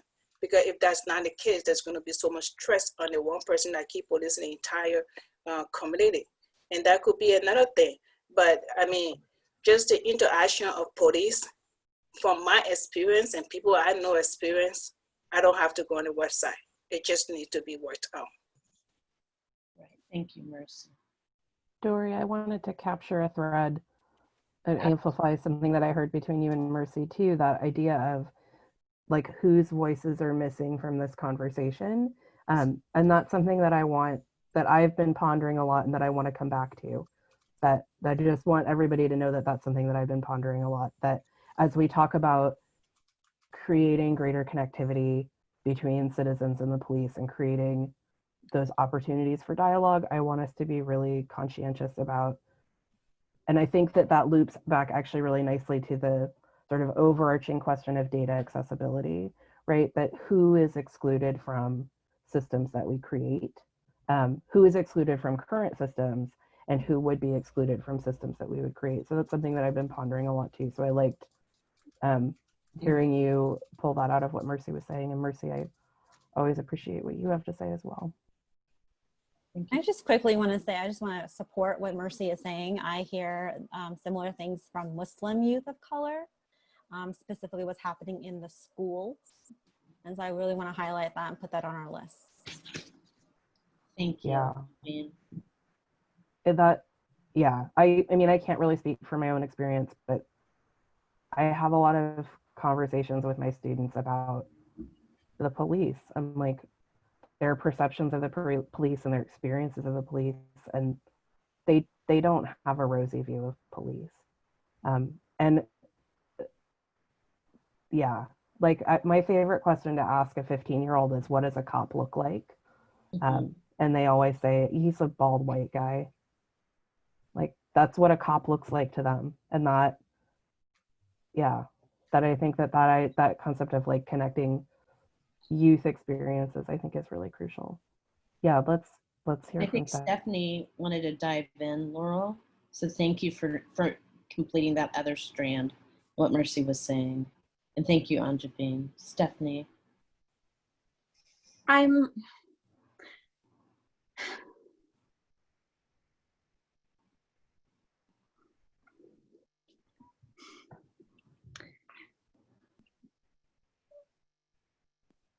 Actually, I'll just. It's okay. It is really okay. Stephanie, we will wait with you. I'm sorry, I didn't expect to get so emotional. You know. That's just energy in motion. It's Yep. good. Motion is good.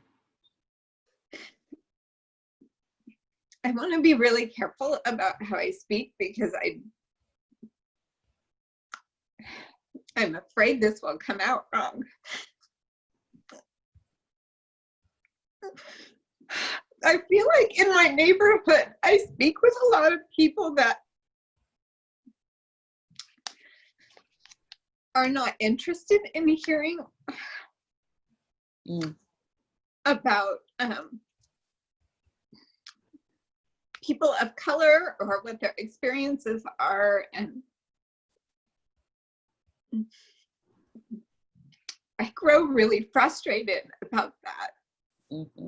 Having a husband who's a person of color and having a biracial child who has a lot of consternation herself around that identity because she is afraid that that means people will be mean to her if she embraces that. But I guess what I wanted to say about this is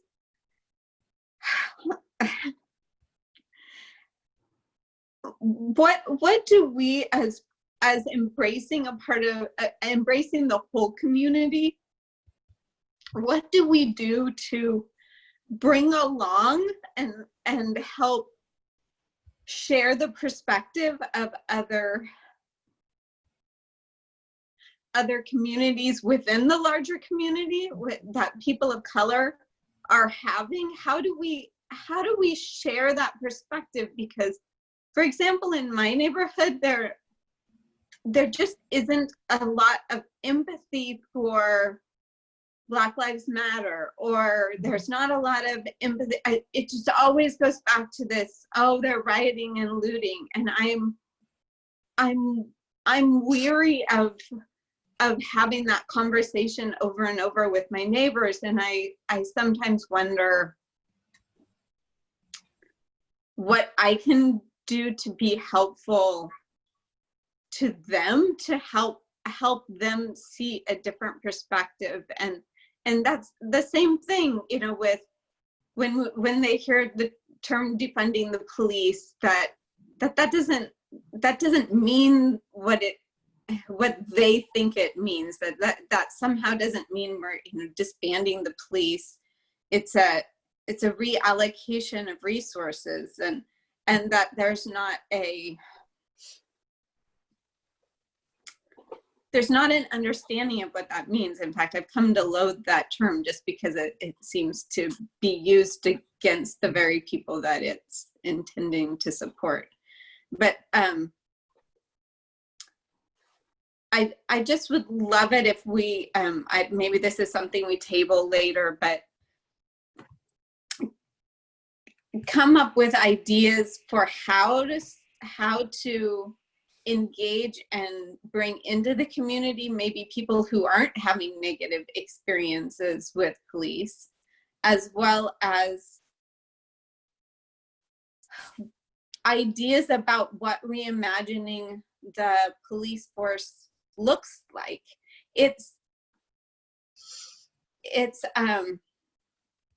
I'm sorry, I'm doing this on my phone, so I see messages coming to me, but I can't read them.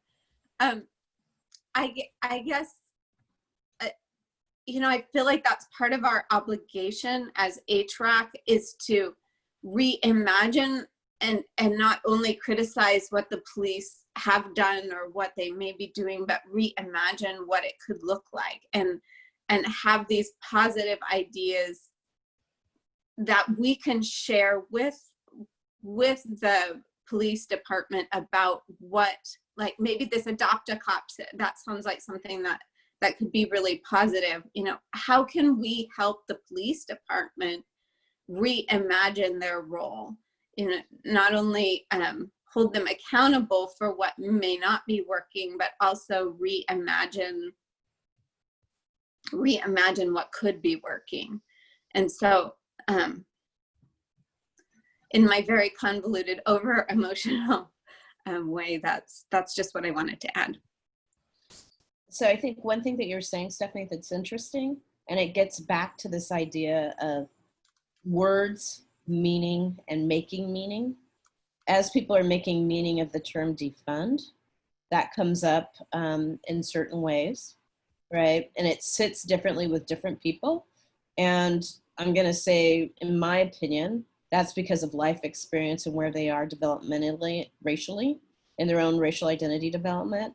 And your question is the bigger, larger question for us to ask about what can HRAC do about bringing those humanity and empathy pieces. And I think Laurel put it very well. She had a question, how do we cultivate empathy, in the chat. Stephanie and another person, Bing, wanted to know which neighborhood do you live in, if you would like to disclose that. I'm in the Murray Hill neighborhood, so west side. Thank you. That's probably really helpful for Chief Groshong to know as well. Tagrid, you wanted to say something. Yeah, thank you. What I want to say is this is not only about the police. This is much wider and way beyond. It's a community and a society issue. This is,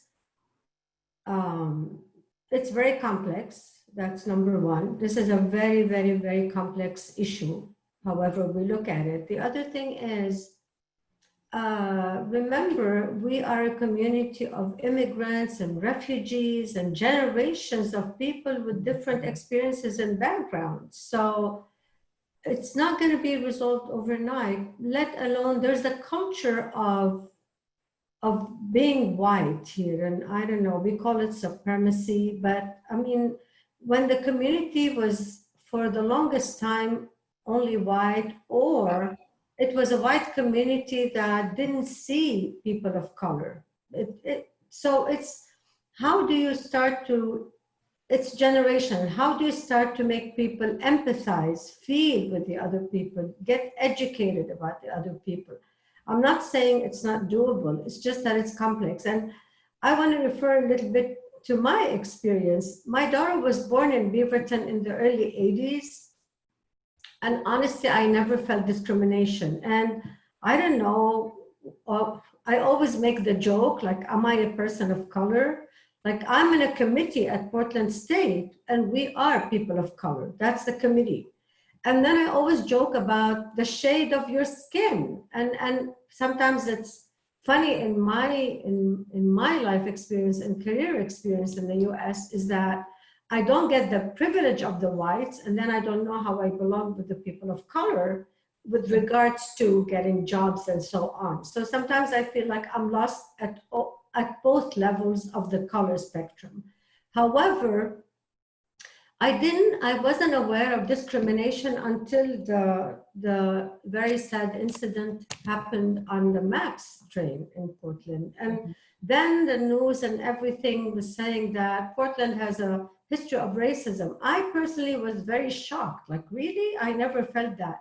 However, when I became more aware of it, I could see discrimination in terms of employment, in terms of promotion, in terms of so, you know, like my being settled in this community, it was very hard for me to continue to be settled in the community. And then the other thing is that I look at my cousins and their children who are like now high school, and they have totally different experiences. I mean, my cousin's child was going to the Black Lives Matter demonstration every day she could. Her parents were scared. They didn't want that, not because of racism, because they were worried for her and like, this is not our issue. But the young people insisted. I mean, she insisted and she was going every day if she could. So the bottom line, and to just summarize this, it's a very, very, very complex issue. It's going to take time. It starts with education, but also community education. Tyler, there's one strand that I pulled out that I think connects to our last discussion, Chief Groshong, so I want to highlight it. That piece of helping officers to be culturally effective, given the diversity in our community. Yeah. I think that's a really important piece to pull out. So how or what additional training or experience, and I will say more than training, experiences do officers need to have to be able to better support and serve communities that are diverse. And when I say diverse, I mean immigration status, language, all the forms of diversity. Anjabeen, you're up. And then I'm going to dive in with a quick moderator note. I said this in the chat, but let's hear from Anjabeen, and then we're going to pivot to our next piece. Okay. So, folks, Anjabeen will be the last person to speak tonight in this piece, but I want to appreciate everybody before Anjabeen speaks. So thank you all for your thought. Anjabeen. Okay. So I want to appreciate Stephanie for her comments and tag, you know, as you were talking, like, am I POC? Where do I fit in? That really resonated with me because I am POC and I'm very upfront about that. And I'm very light-skinned, right? And so, and I'm South Asian, and I fall under the model minority. And there's so many privileges that came with that. And I want to pivot back to what Stephanie said, is how do we bring these people along who are just so stuck in their views and refuse to see the state of things, and those people are helping to perpetuate those systems along with the rest of us in our own kind of unconscious ways.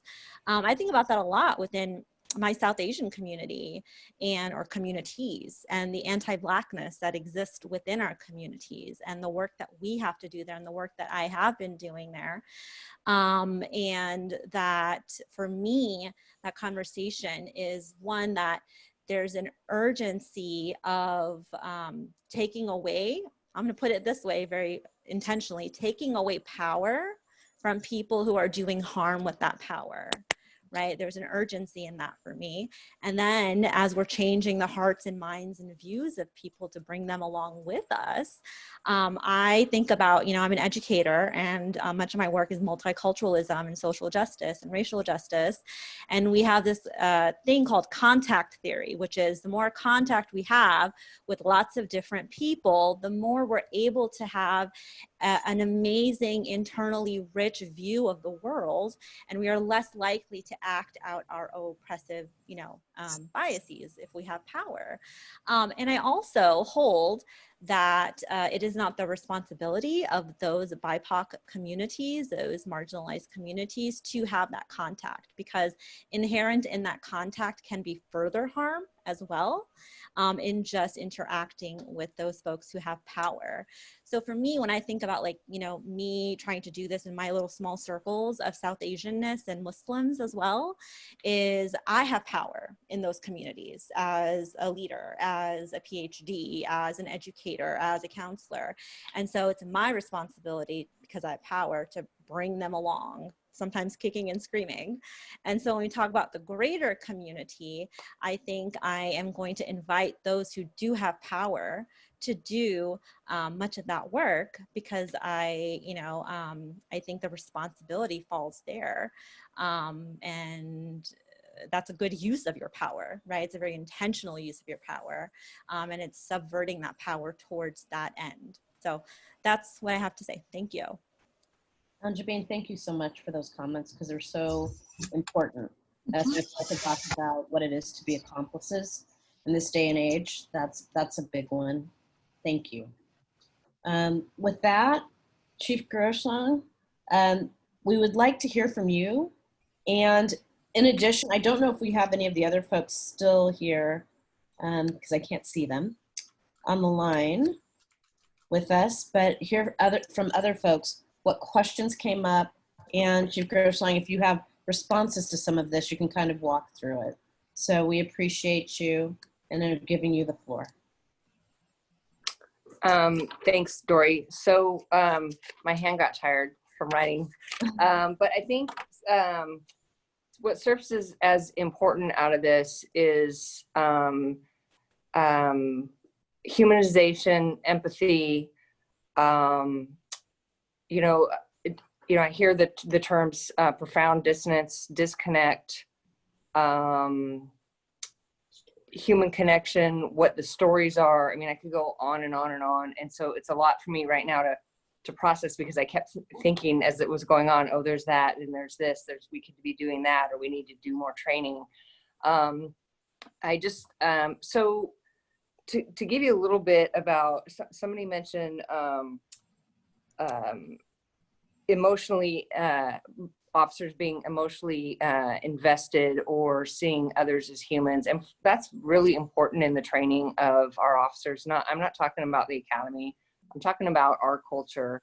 And even when I got hired 25 years ago, it was basically, you're dealing with, not dealing, but you're going to come into contact with people and think of them as your own mom, your own grandma, your brother, your sister, and do not treat people how you wouldn't want them to be treated. And I've heard that hundreds and hundreds of times in 25 years, said throughout, the building to our officers, that we serve as human beings, not things or issues. And so that's really important. And the other thing is we as officers are human, and it's easy to get worked up on, especially emotional calls, serious calls, traumatic calls.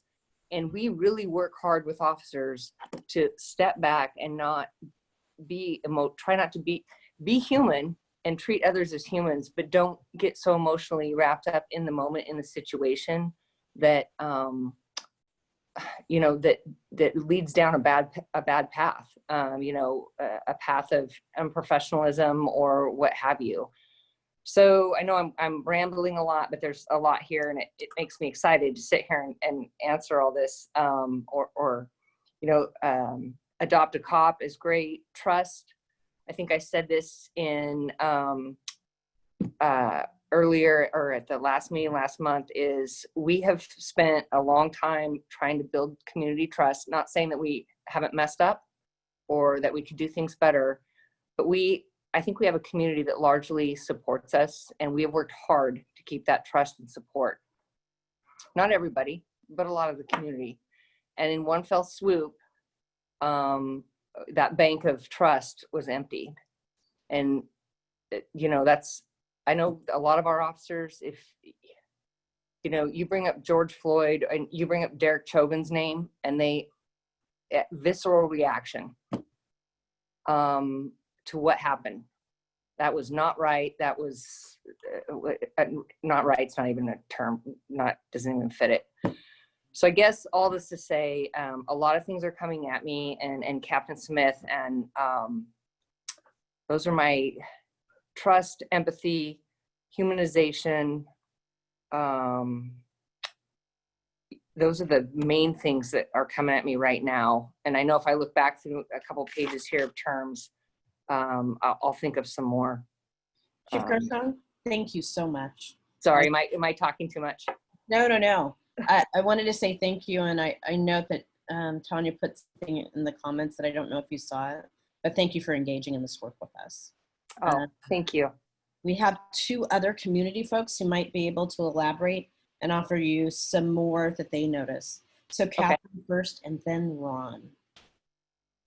And I can't unmute folks, so somebody else is gonna have to be the unmuter. Shoot, I have that power. Give me just a second. That gives me a chance to dive in with a moderator note. We are going to go over time.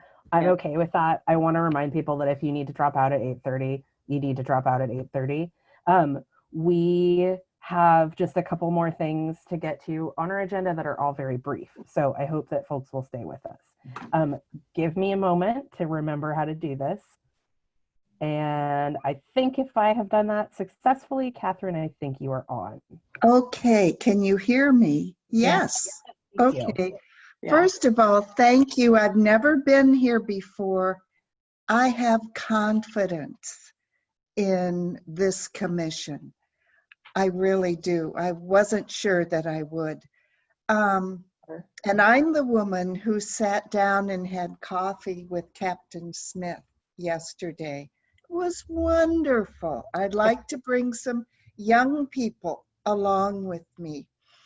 But I noticed that some uncomfortable things weren't addressed by you, Chief Groshong, and that was responding to the laws and 8 can't wait in a more specific way. On the website, it was just snap. Okay, we gave an answer. It's over and done with. And the other thing was not responding to the numerous concerns raised about youth in particular being targeted and stopped by police. And I do think that is a reality.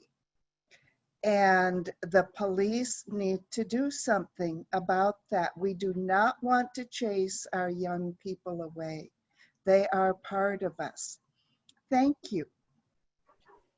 Thank you so much, Catherine. Absolutely. I'm going to go ahead and Chief Groshong, sorry, did I just talk over you? No. Okay. And then I'm going to go ahead. Sorry, it takes me a minute. I am an old now, I have learned. I'm going to go ahead and go to Ron. There we go. I'm working on it. Thank you. And then Ron, if you could be very brief, we would appreciate it. And then just as sort of a moderation note, the kind of back and forth part, we're unfortunately having to move on from that just for time. If I have been successful, go ahead, Ron.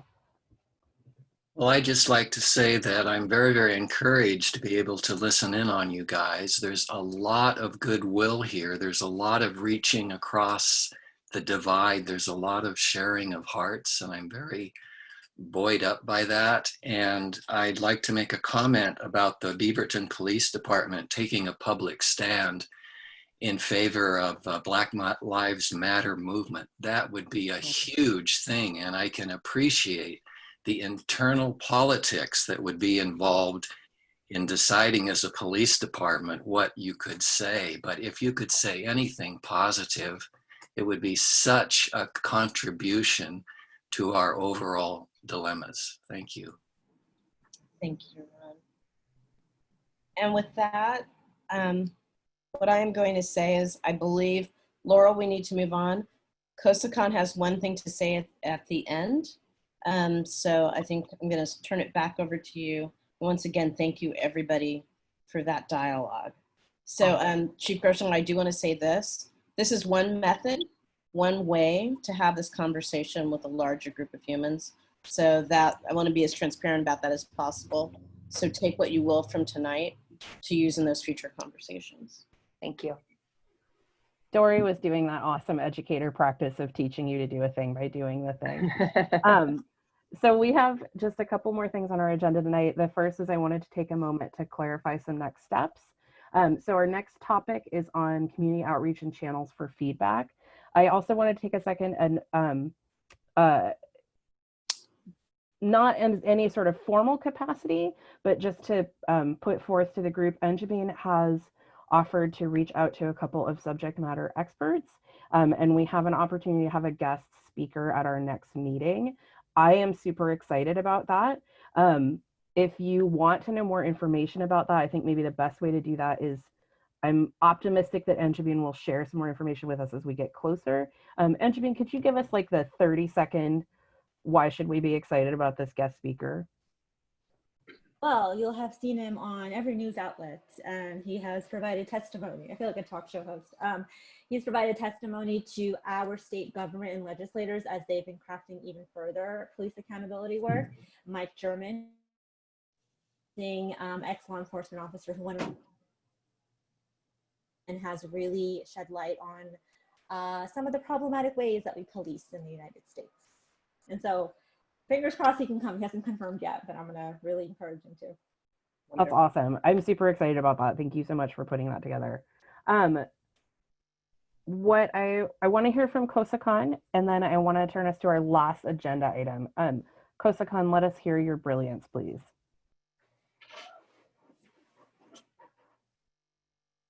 Oh no, you're still muted. Oh, can you hear me? Okay, yeah. Anjabeen mentioned earlier those in power to use their power, and Tag also mentioned that what we're dealing with is very deep, and I agree with that. While most of what we're talking about today, it's not fairly new. This has been done before, and the reason why I'm saying that, I came across a report that was done in 1968, exactly on the same issue that we're talking about today. And the report made recommendation about the policing and how to solve the racial injustice and everything that's happening today. But no much was done. And today we're still in the same situation. So what I want to say is that it takes a will and all of us to act together to implement this solution or to find a real solution for this problem that we're facing in society. It's not just up to our commission or a specific commission to do it. All of us need to be involved. And if you would like to, I can share this report with you. It's Kerner Commission report, the National Advisory Commission on Civil Disorders. So if I can send it to Paolo, you can share with the commission.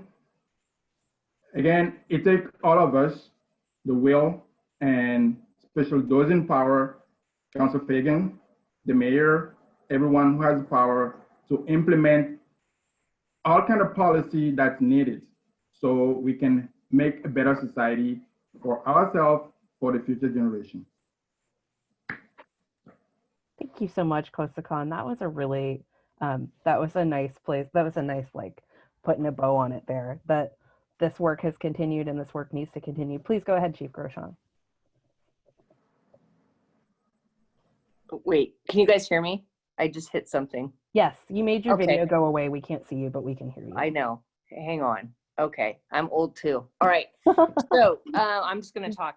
Sorry, you can't see me. I know there were some questions that were asked, and I didn't wrap around and get back to you.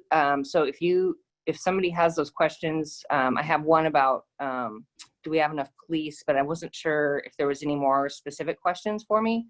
If you want to send those to Paolo, and I can certainly answer whatever questions you all have. And then also there's some information that I'm going to send to Paolo that I think you guys might find helpful for training records on officers and DPSST and what's required.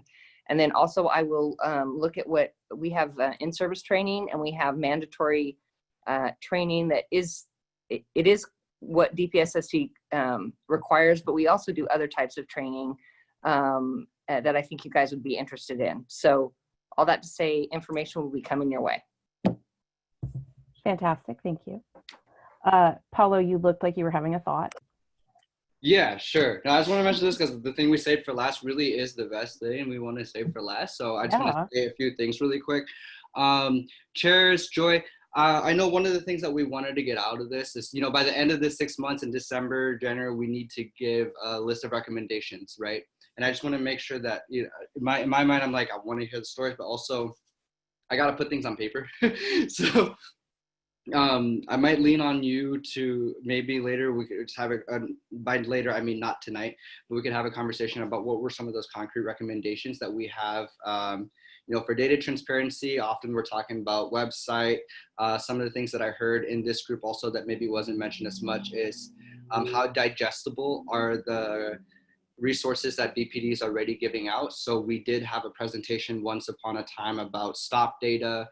Some people said that, okay, like that was great, but also was it very digestible? That's in question. So just want to bring back some of those things again of why we decided that we wanted to have this topic on here as part of our 6 sessions. I might be missing a few pieces of that, but just wanted to make that point. Also, just wanted to remind folks that next session is our 3rd one, and after that, we do plan to have a check-in of like, are we doing what we wanted to do when we first initiated this series, the BPD HREC inquiry series? So if you have feedback, please definitely send them to me and your chairs too, if you'd like. And yeah, that's it. So I wanted to take a moment and offer some appreciation for our attendees. Thank you so much. The actual business portion of the meeting is really done right now. So if you like have to pee, you could go ahead and sign off and you're not going to miss anything. What we wanted to end with is thank you to Miranda. And oh my gosh, you're not going to be on HREC anymore. And that's very sad, but I'm going to find ways to continue to harass you. Yeah. I will miss you all so much. I'm really excited about this new opportunity. And one of the first things I thought of was, can I still do this? So Paolo was mean and said no.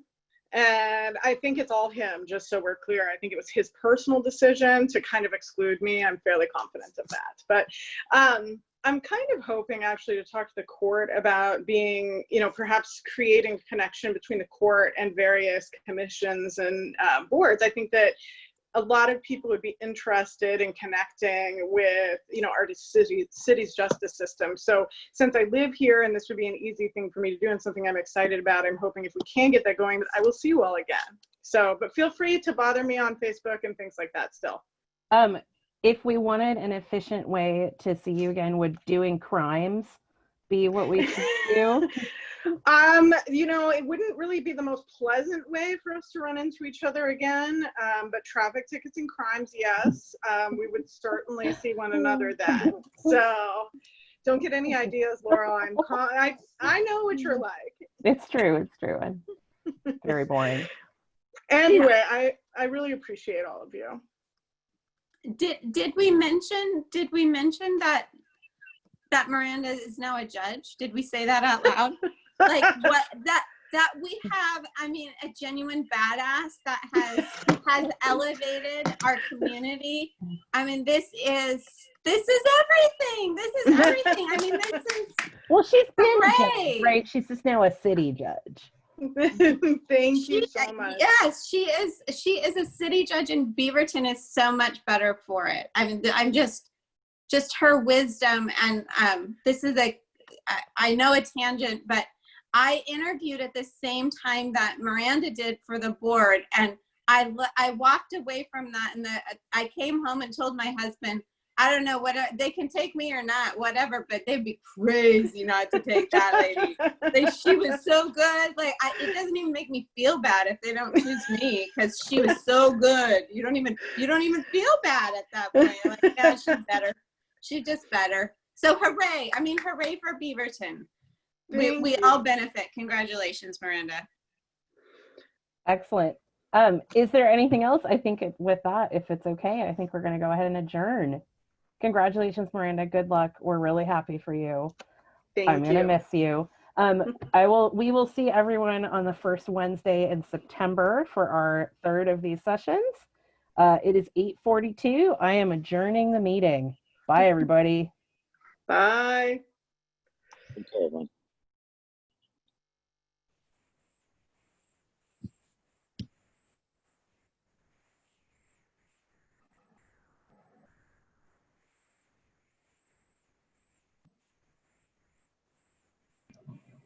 Good job, Paolo.